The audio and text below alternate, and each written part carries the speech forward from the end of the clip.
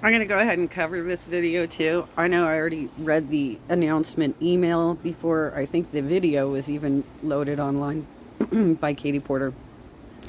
But she sent us emails, those of us who are on her donation list, I think right before she put the announcement on Twitter. And it's probably on Facebook too, right? But David Doel is obviously very excited about this as well.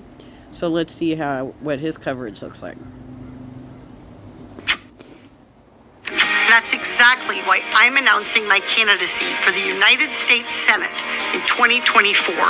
Democratic Congresswoman Katie Porter has officially announced her run for Senate in California. So this is incredibly exciting breaking news. I'll get to why this is so exciting, including one of the many clips of her doing a fantastic job in her current position as a representative in California. I'll also get to her campaign launch ad shortly here, and I'll also discuss who she might have to challenge to win this seat. So there are a lot of politics going on within the Democratic Party surrounding this. So I'll get to that story as well, and also who may also be running for this position. So first here, Katie Porter. Yeah, I'm interested to see who you have heard is vying for the seat. I've heard Adam Schiff, and I've heard that Feinstein even might want to run again. And hopefully, as I said on the other video, hopefully the party leaders will talk her out of that because, as I said, she wasn't even able to get the party endorsement the last time she ran. There was a strong challenger. It was Kevin De Leon. Obviously, he can't run. This also might have something to do with those leaked tapes, because he challenged Feinstein last time, and because he was able to get so many delegates to vote for him in the endorsement conference, she was unable to secure the endorsement. Now, he wasn't able to get it either, but he was able to take enough votes away that there was not, I think they have to reach 60% of the delegates in order to actually get the endorsement, and she wasn't able to get there. They're officially announcing this on Twitter, saying California needs a warrior in the Senate to stand up to special interests, fight the dangerous imbalance in our economy, and hold so-called leaders like Mitch McConnell accountable for rigging our democracy. Today, I'm proud to announce my candidacy for the U.S. Senate in 2024, and I'll get to her announcement video in a second here, but I'm going to just first show you. If you're curious about, if you don't know about Katie Porter, you're new on the scene, you can go to my YouTube channel here and just search, go to the search bar here, the little search thing, and just type in Katie Porter. You will find many clips of my coverage of her. She has been a gem in the Democratic caucus through her just short time. 2018 is when she first joined. So this is why, first of all. And just some extra background on that.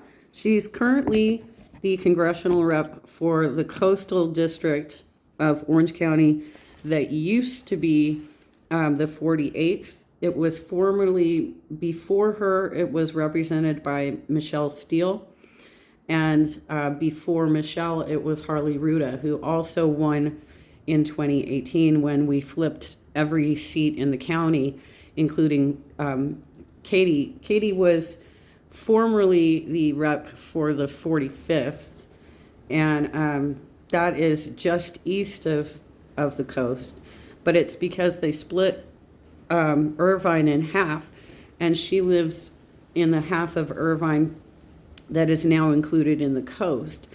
But formerly, Irvine used to be in the 45th before redistricting. So she had to build name recognition over two different congressional districts very quickly.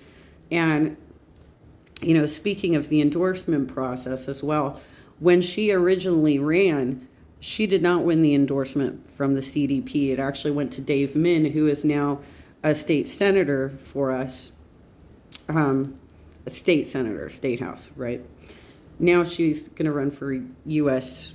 Senate, and I believe it's Dianne Feinstein's seat that's up for grabs. In terms of just the ability to win why this is so exciting, because Katie Porter campaigned as a progressive Democrat in Orange County, in a district that had never had a Democratic representative. So this story from 2018, of course, she went on to win that seat, flipping it. They wrote here, AP at the time, saying the coastal county southeast of LA was home to Richard Nixon and Ronald Reagan. Once likened it to a Republican heaven. And this is the district that Katie Porter... Well, technically, actually, Richard Nixon lived in the 49th. I don't know what number, all the numbers have changed, but he lived in San Clemente. It was called White House West. And that district was won by Mike Levin. But I understand where you're going with this. It was South OC, but it wasn't her district, either of them, either of the districts. Flipped, taking a look at the history of it here. So it was, I guess, at one point redistricted in 83. So that's when it started. See, Republican. This isn't the right Republican, district. Republican, and then Katie Porter. And now the district has been changed again. So now Katie Porter's in the 47th district, which is why you now have a Republican in this district, but it's all the lines have changed, so it's a different district now. But so this is where we get to her announcement video. And again, after that chart is wrong. That chart is wrong. Michelle Steele had like I said, she had two different districts because she decided to run in the coastal district where she lives after the redistricting. But so yes, Michelle Steele had that coastal district, but Katie Porter represented the 45th, so that should be a different chart of, it's complicated. Because of the redistricting, it's very complicated, but Duncan Hunter was in San Diego. I don't know that the coast ever went that far down. I mean, this is a very bizarre chart that you're looking at, because formerly, before Mike Levin had the San Diego Coastal District, which only comes up into a little bit of Orange County. It comes as far as, I think it might be Laguna Niguel, but it might actually just be San Juan Capistrano. Because I believe Mike lives in San Juan Capistrano, I think, or somewhere thereabouts. The former representative in that district was Darrell Issa, who was famously part of that panel of Republicans that were going after Hillary for the Benghazi stuff. So he was really involved in that. But we had a big shakeup in 2018, and we've lost a couple of those seats since redistricting. Actually, even before we redistricted, we lost a couple seats. I will showcase the fight happening within the party around this seat, but first, let's watch her launch video. We're living through a time of extraordinary change. I'm Katie Porter. Change can be electrifying and exhilarating, but change can also be disruptive, like the constant assault on our democracy and the dangerous imbalance in our economy. The threat from so-called leaders like Mitch McConnell has too often made the United States Senate the place where rights get revoked, special interests get rewarded, and our democracy gets rigged. Especially in times like these, California needs a warrior in Washington. That's exactly why I'm announcing my candidacy for the United States Senate in 2024. I don't do Congress the way others often do. I use whatever power I have to speak hard truths to the powers that be. To not just challenge the status quo, but call it out, name names, and demand justice. That goes for taking on Wall Street and the big banks, big oil, and big pharma. It's why I refuse to accept corporate PAC and lobbyist campaign money. I don't want it. And I'm leading the fight to ban congressional stock trading because it's just wrong. To win these fights, it's time for new leadership in the U.S. Senate. If you agree, please go to katieporter.com and join my campaign for the U.S. Senate today. Thank you for caring about the California we can build together.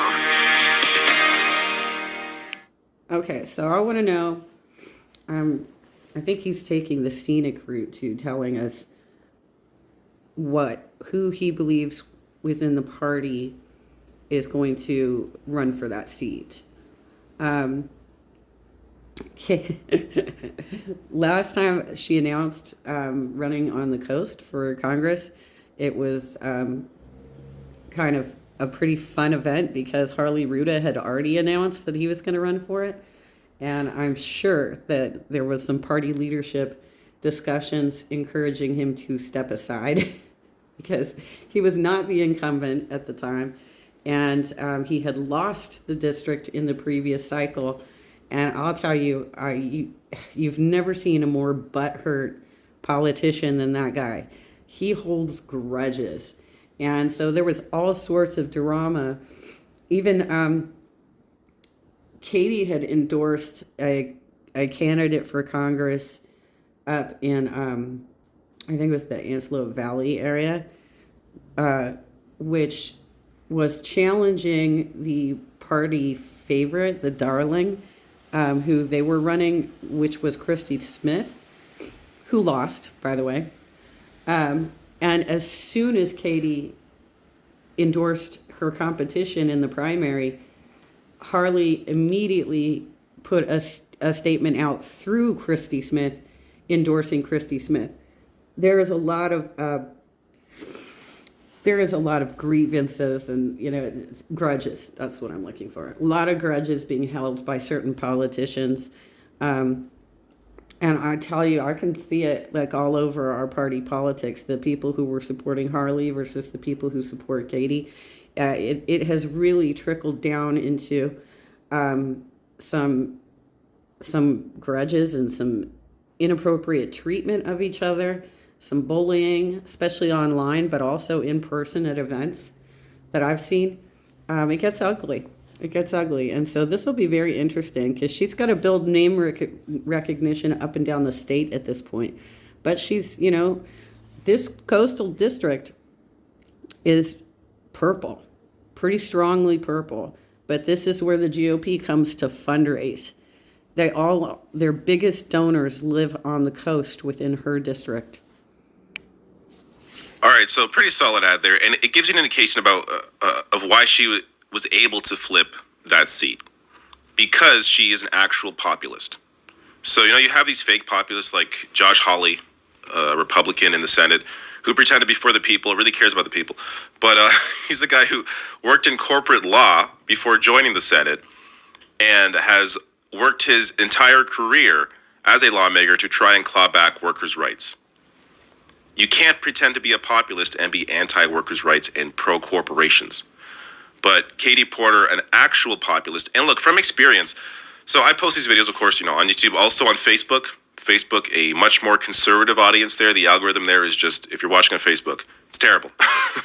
But these videos get served up to conservatives, and one of the only times I see conservatives actually appear to like a politician that is on the left is when I play clips of Katie Porter, because she is always sticking it to some corporate executive who's full of crap. And you have someone like this that has the ability to not only get typical non-voters out to vote, because she's not your standard, corporate politician, but you also, based on her history, winning the seat that she won, has the ability to actually potentially flip Republican voters to her side as well. One thing to note, if you look at the breakdown, which I haven't looked at the last results breakdown for her district, but we have a large group of no party preference voters, which the rest of the country you would call them independents, but we call them no party preference. And that's also partially because there is an actual party called American Independent that is alt-right. It's really far to the right. So we have no party preference voters, and quite a bit of them. Democrats have plurality in Orange County at this point. We have a slight advantage, but no party preference voters is a huge segment of our voting base, and they could lean one way or the other. You never know exactly where they're going to land, but she's gotten a lot of the NPP voters. And and she will have that appeal across the state. In California, Republicans are technically a third party. They are third in line behind Democrats and no party preference. Now, let me get to, and I'll get to again, another clip from her work in Congress in a second here that is very impressive. But this is for Dianne Feinstein's seat. So, Democratic Senator Dianne Feinstein is still a senator, has not announced that she is leaving. I'll get to more on that in a second here, but as Hey everyone, this is Katie Porter. I'm so excited to announce that I'm running to be your next senator from California. You may know me. As Axios writes, Feinstein, who is 89, has not said if she's running for re-election, but Porter will put significant pressure on California's senior senator to decide. Both the California sitting senator. I'm fairly certain at this point, Rusty Hicks is probably having conversations with Governor Newsom and some of the top people, maybe even Nancy Pelosi, and saying, look, we can't run Feinstein again. I'm fairly certain those are the conversations happening up in Sacramento right now. Have not publicly said if they plan to leave their seat. So Alex Padilla is the other senator that was put in to replace Kamala Harris when she became VP. But this is for Feinstein's seat, meaning she's either going to have to primary Dianne Feinstein, or this will hopefully put enough pressure on Feinstein to finally retire. And look, the issue here, this is not ageism. The issue isn't her age, even though she's 89. That isn't the issue. The issue is that she has been unable to function as a senator. So there is a lot of reporting around this. One of the bigger stories came out in 2020. Dianne Feinstein's missteps raise a painful age question among Senate Democrats. So there is a lot. Again, I linked to all my sources below the video under. By the way, in the 2018 election, when it was clear that it was going to be either Feinstein or De Leon, I know Republicans in my life who threw their votes to Feinstein. And they're not the working class Republicans. These are the rich Republicans that are getting, that are living off of basically their investments and not having to hold working class jobs. Working class Republicans will be drawn to Katie, but rich Republicans will vote for Feinstein. Sources in the description box on YouTube. If you want to read through the piece and you missed this before, you can. A lot of examples of how Feinstein is just not functioning properly. And that was again reiterated in 2021 and in 2022. This is from April of last year. Bad and getting worse. Dianne Feinstein is losing her memory, concerned Senate sources say.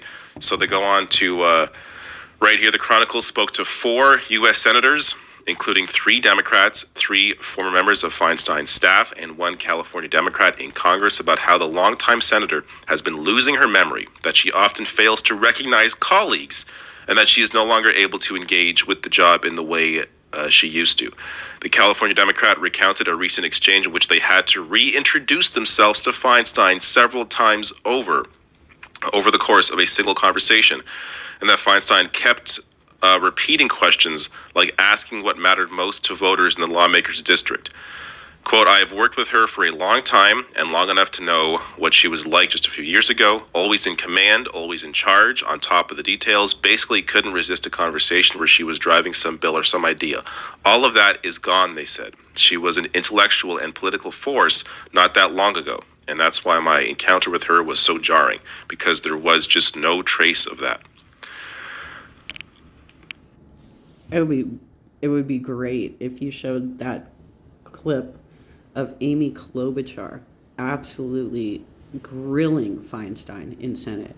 That was really good. Look, this is of course, a tough conversation for someone in that position. It can be hard to breach a conversation like this, and apparently they have breached this conversation with her several times, and she forgets that they had the conversation. So if it comes down to a primary challenge, then that's what it comes down to, because you can't continue having someone like this in the Senate who just is not at all functioning. Now, there's another name that was floated in progressive circles around who may also run for the seat, and that name is Ro God. Khanna. I really hope he doesn't run for Senate now because first of all, it would hurt both Ro Khanna and Katie Porter because they would split the vote, the more progressive vote. But on top. Well, and also Ro Khanna's entire network of progressive supporters within California are some of the most toxic people I've ever seen. And I don't think that his influence in the progressive caucus has been all that good either. Like, he gets all the support from people who claim to be further to the left than everybody, but then when in Congress, he keeps making deals that water down what we're trying to get accomplished. I find him really not a good representative as a populist or a progressive. On top of that, I don't think Ro Khanna would have a chance against Katie Porter. That's my opinion. I think Katie Porter has more cross appeal than Ro Khanna does.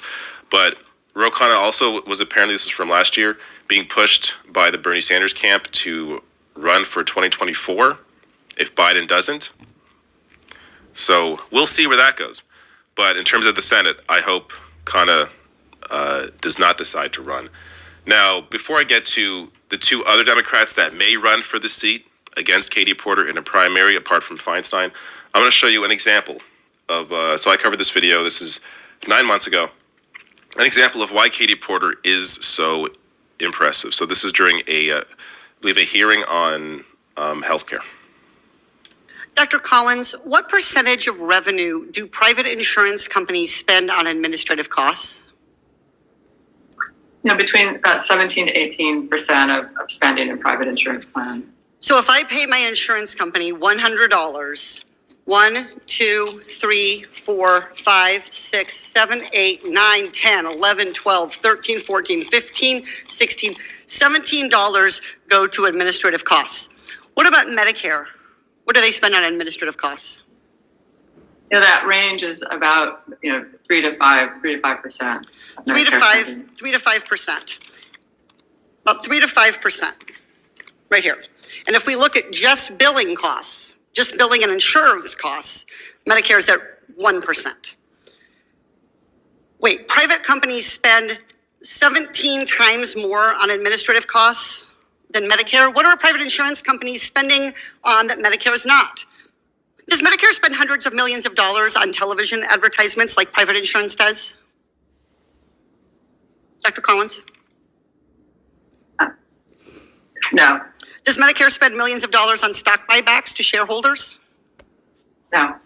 Does Medicare spend money on marketing? Private insurance likes to put its name on stadiums and PGA tournaments. Is there a Medicare arena? No. Does Medicare spend $23 million on executive pay like private insurance companies do? No. We know how much it costs to run a high-quality health insurance program. $1. Out of $100, research shows that Medicare spends 1.1% on administrative costs. We spend $4 trillion on healthcare every year. We could save $200 billion on administrative costs with Medicare for All. And those savings, they could go to expand Medicare. We could spend that money to let patients see dentists. We could spend that money to let patients pay for hearing aids, to help older adults afford eyeglasses, to bring down the cost of prescription drugs, to finally pay mental health professionals for the work they do. Instead, all this money is wasted. We're not talking about paying to keep the lights on in operating rooms or improving the quality of care. All of this money is used to pay big insurance to push paper. It's death by 200 billion paper cuts. Now, administrative costs waste money, but they also waste healthcare workers' time. A recent study found that a majority of doctors, 56%, support a single-payer healthcare program. Why? Because today doctors spend only 1/4 of their time with patients. What are they doing with the rest of their time? Paperwork. And I want to add, not only would 50 to 56% of doctors support Medicare for All, but patients would have the most choice under Medicare for All. The health insurance coverage with the biggest network is Medicare. No private insurance comes close. 99% of non-pediatric doctors participate in Medicare. So I want to recap. Medicare for All would save money on administrative costs, $200 billion a year. Medicare for All would give patients the most choices, 99% of non-pediatric providers, and Medicare would let doctors practice medicine. Not surprisingly, given these three things, what do we get with Medicare for All? Better health outcomes. And there I am. So, Katie Porter is fantastic at what she does. Now, look, no lawmaker is perfect. I'm sure her voting record isn't perfect, as I don't think there's a single individual in Congress who has a perfect voting record. But Oh, and by the way, David, Ro Khanna's network of a-holes in California have declared that she's not really a populist. She's not really a progressive. They've thrown smear campaigns at her. It's been bad. The network of Feel the Burn Dem clubs has been spreading shit about her for years. It's been ugly, the way that they've treated her. Like she's not really a progressive. And this is partially because when she ran initially in 2018, she jumped out of the gate with endorsements from Kamala Harris and Elizabeth Warren. When Elizabeth Warren ran for president, Katie was very much like Nina Turner was to Bernie. She was like the campaign surrogate. She was, one of the people that was supporting. He was like the top surrogate for the campaign. So we've got an entire network of people who are unwilling to see her as a true progressive. Now, what are they going to do in the voting ballot? They'll vote for her because they're not going to vote for Feinstein. But if Ro Khanna runs, he will take some of those votes away. And that's not going to be good. But yeah, I agree with you. He shouldn't run for president either. I really don't even like him in Congress at this point. based on what she fights for, based on the fact that she takes no corporate money, that she actually fights for people, that she actually cares, that she has shown the ability to flip a deeply red district. This is the choice for Senate in California. And if you want more on Katie Porter, again, I've covered her many times. You can watch her pummel Steve Mnuchin. That was amazing as well. You can see her here exposing defense contractor to his face. So I will, I'll link to this query below the video, but all you got to do is just search Katie Porter in the search bar here at the top on my YouTube page. But last thing, the other two that may run in this seat or try to run for the seat in a primary, Representatives Barbara Lee and Adam Schiff. Neither come close to Katie Porter. So I think it's clear. I also think the voters in California, I think for them it would be clear. This is also why it's very important that no other progressive runs, or, you know, a person that appears to be progressive runs for this seat. Because that would just split the vote. So again, Ro Khanna, don't run, please. You would just split the vote, and you'd end up with Adam Schiff as your senator. So let's hope it's going to be Katie Porter. We're going to have to, of course, wait to see how this all plays out. And if Dianne Feinstein gives up this seat, or if she's going to have to be primaried out, that'll be a very interesting fight to watch as well. Well, I think also that now that she's announced her run, and based on the makeup of the delegates that are about to get elected to the party, because we're going through assembly district election meetings this month. Most of us are voting by mail, but some people are going to show up in person to elect people in their districts. 7 men and 7 women. And one of them will be the executive board member as well. So looking at the makeup of those delegates who are from the conventions that I've attended in the past, there's a lot of labor in the party who voted for what the Ro Khanna network considered to be a centrist party leader. He is a labor leader, though. And they, at the same time as doing that, were also saying that they were going to be voting for Bernie Sanders. So there's an interesting mix of ideas in the party. There was one year where a couple of the presidential candidates were booed off stage for saying that we can't have Medicare for all. But we'll know a little bit better after the endorsement conference, which is, I believe it comes up in April. No, it's probably later than that, because it's probably going to be like next year, because it has to be before the primary. So it's probably going to be a fall convention where they actually select the endorsements, because they have to do it before the primary. I think that's how it goes. It's probably just going to be party leadership elections first. Anyway, good news. I'm glad that she's running. Roe, I hope you don't do it.